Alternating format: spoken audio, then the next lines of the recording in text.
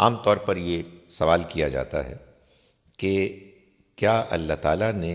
سود کے حرام قرار دیے جانے کی کوئی وجہ بیان کی ہے یا نہیں کی؟ وہ لوگ کہ جو یہ کہتے ہیں کہ اللہ نے اس کی کوئی وجہ بیان نہیں کی، وہ عام طور پر اس آیت کا حوالہ دیتے ہیں جس میں اللہ تعالیٰ کا ارشاد ہے کہ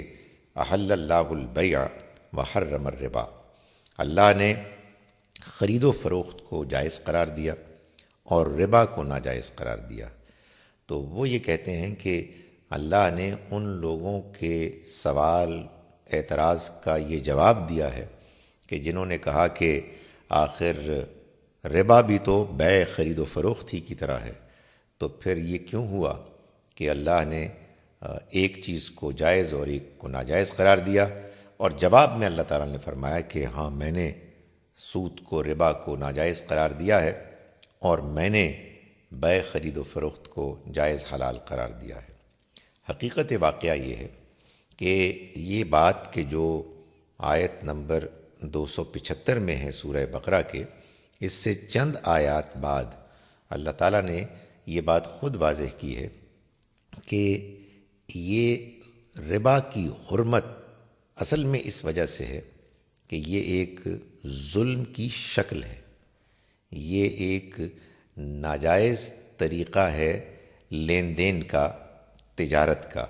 تو فرمایا کہ لا تظلمون ولا تظلمون، نہ تم ظلم کرو گے نہ تم پر ظلم کیا جائے گا۔ اصل میں تو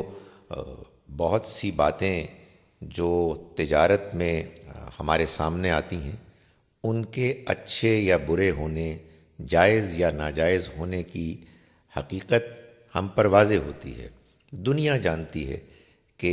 کاروبار میں کیا چیز ہے کہ جو مطلوب پسندیدہ ہے اور کیا ہے کہ جو غیر مطلوب ناپسندیدہ ہے۔ اس کے بارے میں پڑھایا جاتا ہے،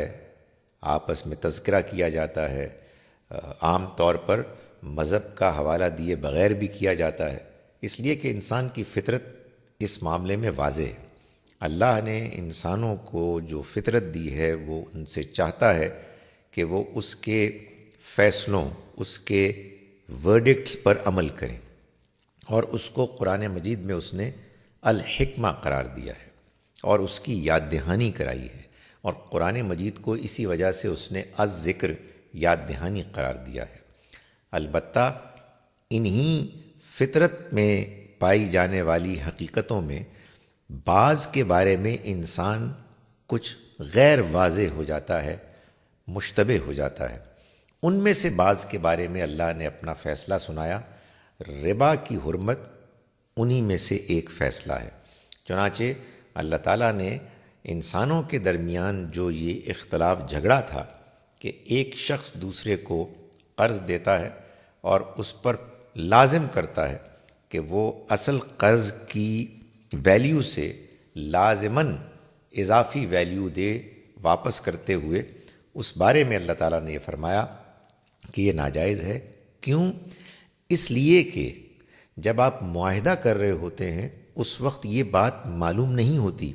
کہ قرض لینے والا جب اس کو استعمال کرے گا اپنے کاروبار میں تو اس کو نقصان ہوگا یا فائدہ ہوگا۔ چنانچہ پہلے سے یہ بات طے کر لینا کہ چاہے تم کو نقصان ہو تب بھی تم کو اصل ویلیو سے زیادہ تمہیں ایک رقم دینی ہے، یہ چیز ہے کہ جو اللہ نے ناجائز، غیر اخلاقی اور ظالمانہ قرار دی ہے۔ چنانچہ اگر آپ یہ طے کرتے ہیں کہ کوئی طے شدہ رقم قرض لینے والا واپس دے گا جبکہ اس کو فائدہ ہو رہا ہوگا، نفع ہو رہا ہوگا، تو اس میں کوئی حرج نہیں ہے، اس لیے کہ یہ چیز ظلم زیادتی نہیں ہے۔ ظلم اور زیادتی یہ ہے کہ ایک شخص کو نقصان ہو رہا ہو اور آپ اس پر اس بات کا بوجھ ڈالیں کہ آپ کو وہ آپ کی اصل رقم کی ویلیو بھی دے اور اس پر ایک اضافی رقم بھی ادا کرے۔